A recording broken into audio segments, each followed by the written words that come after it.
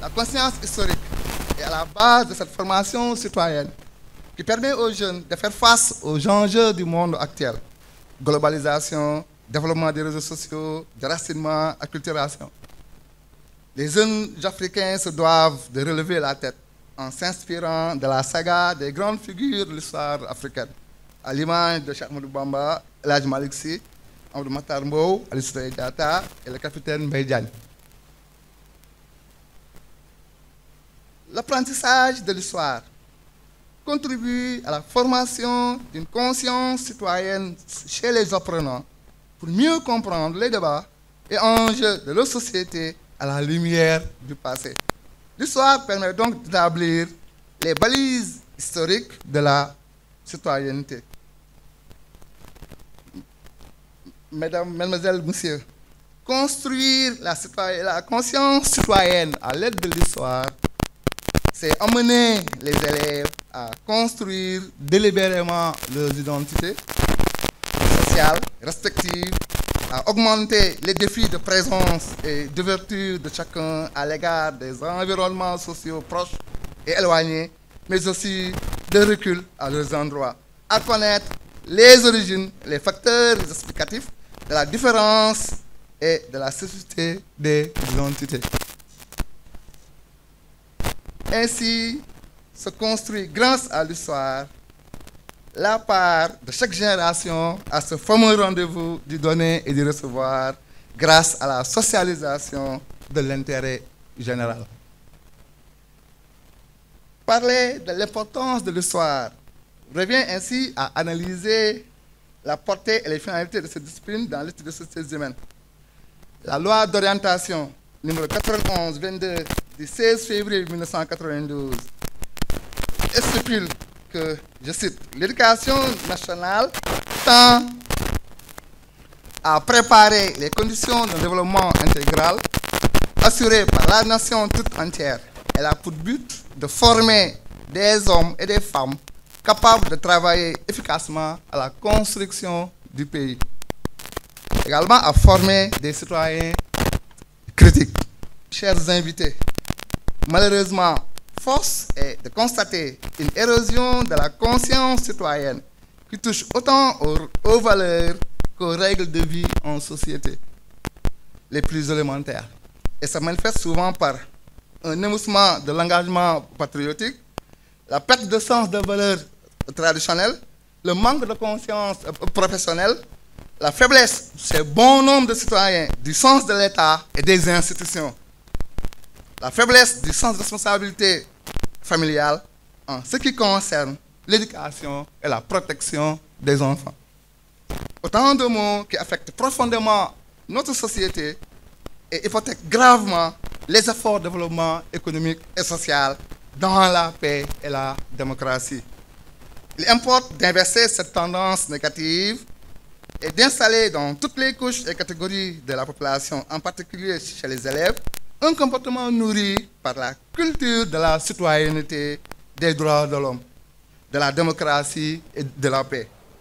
La citoyenneté peut se définir comme quelques axes qui recouvrent ce qu'il convient d'appeler les anciennes et les nouvelles citoyennetés. Elle est aussi un contrat moral et civique entre l'État et l'individu en tant que sujet de droit. Elle est liée au contexte, héritage, tradition, conception de l'homme. On ne naît pas citoyen, mais on le devient. La citoyenneté est un long apprentissage, une longue et continuelle lutte, un combat de tous les instants. Une société libre, pour être viable, devrait s'assurer sur le savoir, le savoir-faire, le savoir-être, le savoir-agir et la vertu de ses citoyens. Dans ce contexte de l'éducation civique et d'assurer la participation à la vie politique, économique, sociale et culturelle des citoyens compétents et imbus des valeurs et principes de la démocratie. Ainsi, la promotion de la culture de la citoyenneté, de la démocratie et de la paix est l'un des grands défis auxquels l'humanité doit faire face aujourd'hui. Il s'agit d'un défi intellectuel, moral et politique dont l'actualité est rendue encore plus brûlante par les grands bouleversements sociaux, économiques et politiques qui modifient au quotidien la gouvernance mondiale et affectent les États, les peuples et les nations.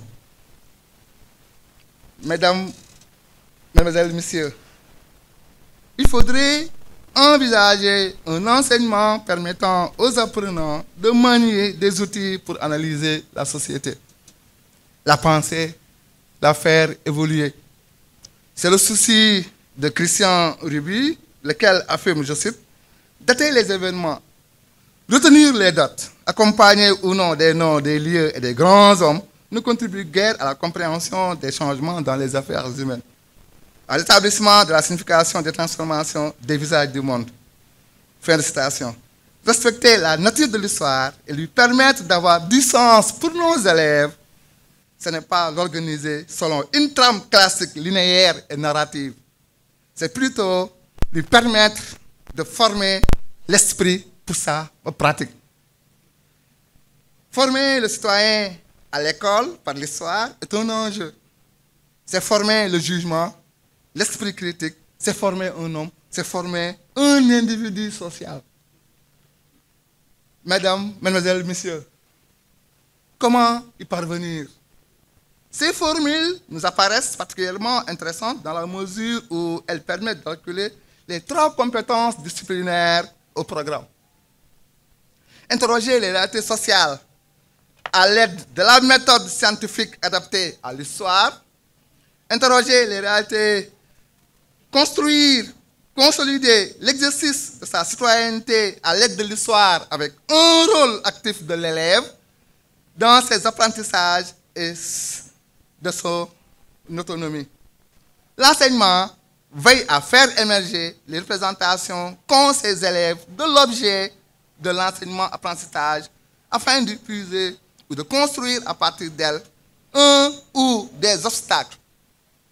Le conflit cognitif, le processus de problématisation.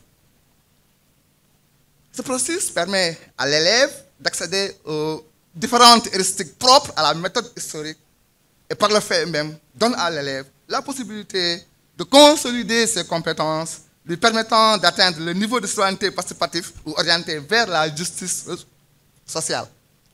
Ce développement de la compétence à penser et à agir est au cœur de ce qui lui permet de donner un sens à l'histoire. Au moment où il est noté une crise des valeurs civiques, citoyennes et morales, il conviendrait de mettre à contribution toutes les forces vives de la nation et l'armée doit jouer un rôle de premier plan. Détentrice de beaucoup de traditions héritées de l'histoire militaire, l'armée conserve la mémoire collective à travers ses rites, ses traditions et la transmission des valeurs nobles héritées des anciens. Dans toutes les écoles militaires, les cérémonies, les activités de tradition commémorent des événements permettant de tirer des leçons qui forgent l'esprit de civisme. La célébration de la mort du capitaine Charles Tchoréré le 7 juin de chaque année est l'exemple le plus éloquent de l'incidence de l'histoire sur la citoyenneté. En effet, en se rappelant le sacrifice suprême consenti par le parrain du puritanisme militaire, notre école glorifie les valeurs de courage devant l'adversité, de solidarité, de patriotisme et d'exemplarité.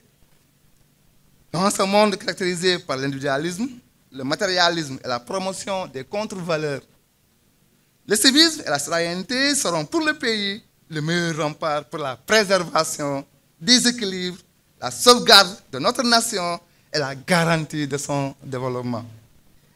À l'image de notre armée nationale, il faut faire comprendre et accepter les messages, les symboles, les valeurs, les principes des institutions.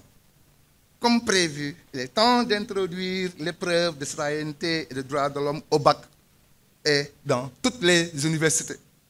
C'est à ce prix que les Sénégalais continueront à vivre ensemble et dans l'harmonie. Je ne saurais terminer sans féliciter nos chers élèves, mes frères. Nous sommes très fiers de vous. Il existe chez vous une tradition de culture à la citoyenneté et au civisme. Ce civisme se manifeste par le respect des règles de vie, des règles de conduite, le respect de l'ancien, des aînés, mais aussi la générosité et la sincérité dans votre engagement.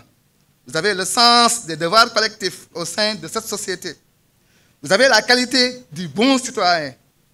Portez partout, très haut, le flambeau de l'école, selon sa devise, savoir pour mieux servir, pour une école d'excellence, toujours performante, sur la route vers le centenaire du Prytanée, à la recherche permanente de projets pour le présent et pour le futur, afin de construire pierre après pierre, patiemment et avec sagesse, cet édifice jamais achevé, dénommé Espoir en mouvement, ambition en bandoulière. Soyez fiers de vous. Je vous remercie et bonne fête.